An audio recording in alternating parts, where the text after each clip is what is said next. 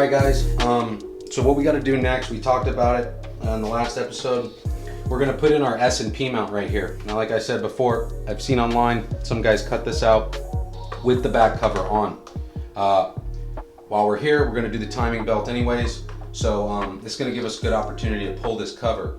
Now, like I talked about before, critical, the timing between the cam and the injection pump. So, did a little sleuthing on the internet.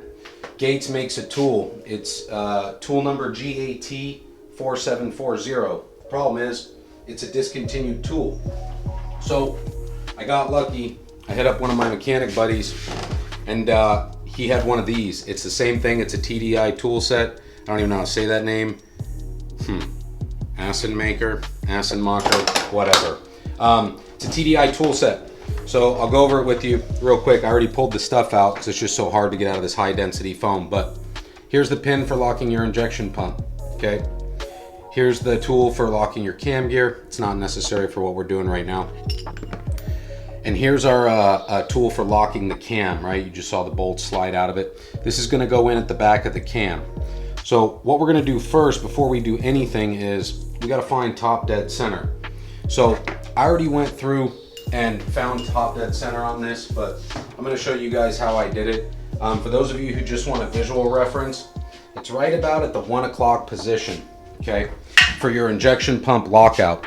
So it's tough to see in the shadow, but in here, there's a deeper blind hole back in the casting. I can try to get a light for you.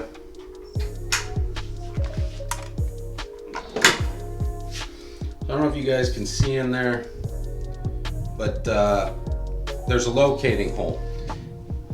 Super simple. You're gonna find TDC. When you find TDC, that hole's gonna line up and this pin is gonna go right in. Now when you put the pin in, you don't want too much load on it either way. You want the pin to slide out pretty freely. You'll definitely feel it when you're rotating the crank. Little trick helps. Instead of using a ratchet on the crank, use a breaker bar. The crank bolt is a 19 millimeter and it's a 12 point. So you're gonna need a 12 point socket to be able to turn the crank. So a trick, if you don't have any distinguishing marks or you can't see any distinguishing marks for your top dead center, I'll show you an old trick, and this is how I found it. This diesel has glow plugs. It gives us the opportunity to put something down the cylinder and try to find top dead center. I use a little piece of welding rod. Now tip, as you're bringing the motor up to top dead center and you can feel the welding rod kind of creeping up in your hands as the piston comes up, what I want you to do is be kind of tapping the rod off the piston because it's very cramped in there, right? It's very easy for a valve to start bending this and then the piston crushes it and you're running into all kinds of issues. So you just want to make sure you're not overzealous with the rod. So all I did is pulled the little harness for the glow plugs, right? You can see I already loosened up this glow plug in here. I'll just spin it out by hand, right? So here's our glow plug, okay? Just put this piece of welding rod down in there and you can feel the top of the piston. Now, let me grab my breaker bar. So when I was finding TDC, I had the breaker bar on the motor and I was just slowly bringing it up while kind of tapping the rod and make sure it's not binding on anything. Now, I'm not gonna spend a bunch of time showing you how to turn a crank and how to feel a piece of welding rod go up your hands. I'm sure you guys got that. But anyways, that's another trick to finding top dead center.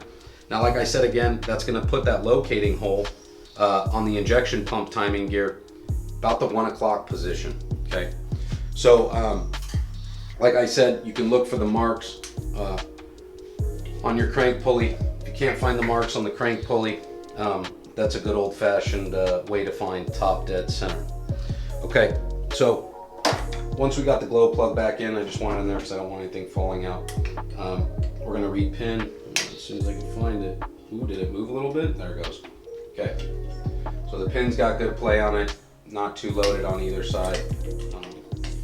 Pin seated, okay? Now, next thing we gotta do is lock out the cam timing.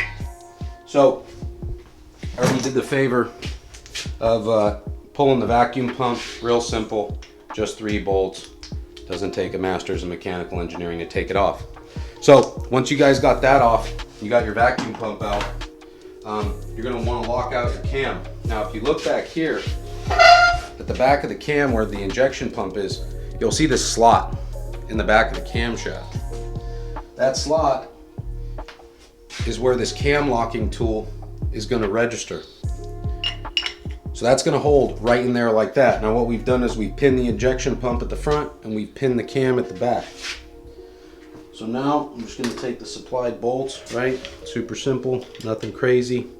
And these bolts don't need to really be snugged in more than hand tight. You'll feel them bottom out. These are called shoulder bolts. You'll see that they have a shoulder that's much bigger than the threaded section. So this area, this machine surface, can ride on that shoulder. Once you got these in finger tight, you feel them bottomed out, it's all locked in there nice and good. You can turn it back around. Okay. Now, next thing we need to do is we're going to be loosening this tensioner pulley. Now, here's why we had to lock these out. If we rotate this tensioner pulley, it can rotate the timing on the cam or the timing on the injection pump. So I'm gonna get my next set of tools, and then when we come back, I'm gonna show you guys how we set this all up, pull the tensioner, and pull this whole cover off. Alrighty guys, so here's the first S&P mount we wanna get on for our engine mock-up into our Mk1 TDI swap. Same 3 we talked about, bam, bam, bam, bam, bam, bam. So now that we've got this locked, or excuse me, the injection pump locked and the cam locked, now we're going to pull the tensioner and start pulling gears off. This is a 13 millimeter. I noticed too, takes a special tool to retension it, but luckily for us, we're just taking it apart. Once you get this guy off, your tensioner pulley should slide out pretty easily. Might have to work it off around some of your other stuff. When this tab pops up, it's going to make the belt a pain to take off. You can see that tab locates just on the edge of what looks like that little dent for where the freeze plug is, right? That little relief. That's where this guy locks in there. To keep the tab on the tensioner, you'll see it's an eccentric. So that tab needs to be there to keep it locked with the proper tension. So once we got that, there we go. Our old crusty timing belt, voila, it's off. These aren't that bad. You can get a new Gates belt. I think we paid 90 bucks for that one. Gates is a great quality part. If you're gonna get a timing belt, I highly suggest it.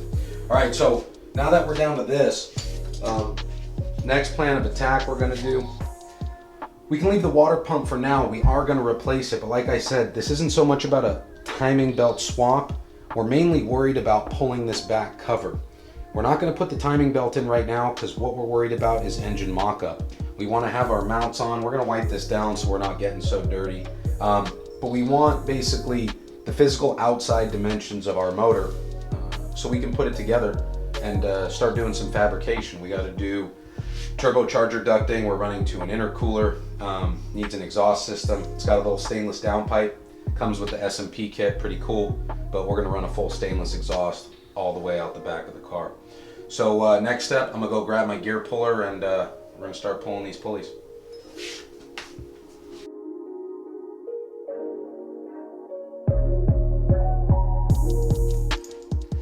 Alrighty guys, so right here you got your infamous 3-jaw puller. The best crappy cast steel that a discount tool store can supply. You'll notice it has a great mix of grade 5 and grade 8 hardware over the years to keep it together. If you don't have a 3-jaw puller set, get one. Kind of critical for doing mechanical stuff. I set this one up to pull it from the outer ring. It's really tough to get a purchase in here. There's not a whole lot of lip on that inside. So I might have to use my camera guy, but let's see if we got the skills. Alrighty guys, so if you've ever had the pleasure of trying to use a puller, you know it sucks. So we got this from AutoZone. It's a 2/3 jaw puller. Didn't have any luck with the 3, went with the 2. Had to use a cameraman, help me hold the puller and stuff, but popped right off. You'll notice, interesting, it's machined for a key. There's obviously not one in it. We talked about this. You'll see the end of the snout on the cam is tapered, and so is the bore in your cam gear. That's why it's so essential that we have this tool back here to lock the cam timing. Because without our timing toolkit, we'd be screwed, because you don't know which way this thing goes, right? So anyways, now that we got this guy, we can get out the impact tools, and we can pop our 3 bolts right on this pulley. All right, so for all you keyboard warriors out there, I like to live dangerously. That's why I have chrome sockets on an impact. So yeah.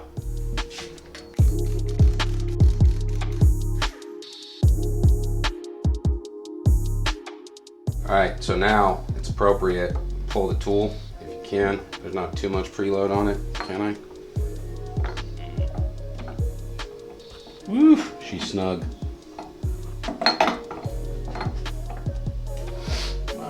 All right guys, so if you saw me struggling to get that pin out, here's why. Learned something new. So they talked about in these other videos how when you take the tensioner off, right, because it's this eccentric, you can see the way it adjusts. What's going to happen is when this belt comes off and you unpin this, it's going to want to rock back. Everyone talked about it. I just didn't realize it'd be that much movement. Now that's not a big deal, because when we go to put our timing belt on, our cam's still locked out, our cam hasn't moved, and we know that when we're putting this together, this pin will line up here. So when we go to put our timing belt back on, we're just going to put the pulley back on, we'll be able to rotate it and then pin it. For now, next step, we're going to pull the rollers. We'll leave the water pump for now, we're going to pull it later, but we're going to pull all our rollers, and then we're going to pull this back timing cover and make our cut for our S&P mount.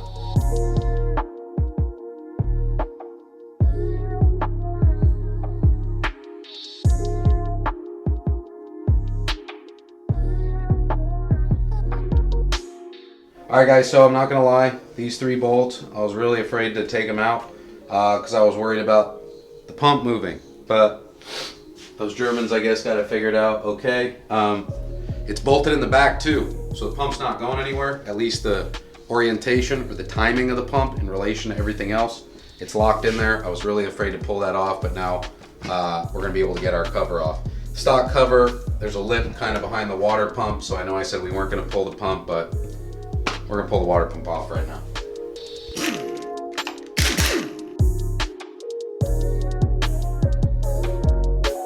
All right guys, so finally, got all the crap off. We can finally put this mount on. We're gonna put the mount on, and then we're gonna put the cover over so we can pick up some references of where we're gonna wanna trim, but we're not necessarily gonna do that now. Like I said, this thing might look ugly and gross. We're not really worried about it now. We just need our references, where stuff's gonna bolt up, where our motor mounts are. We wanna see the big components, right?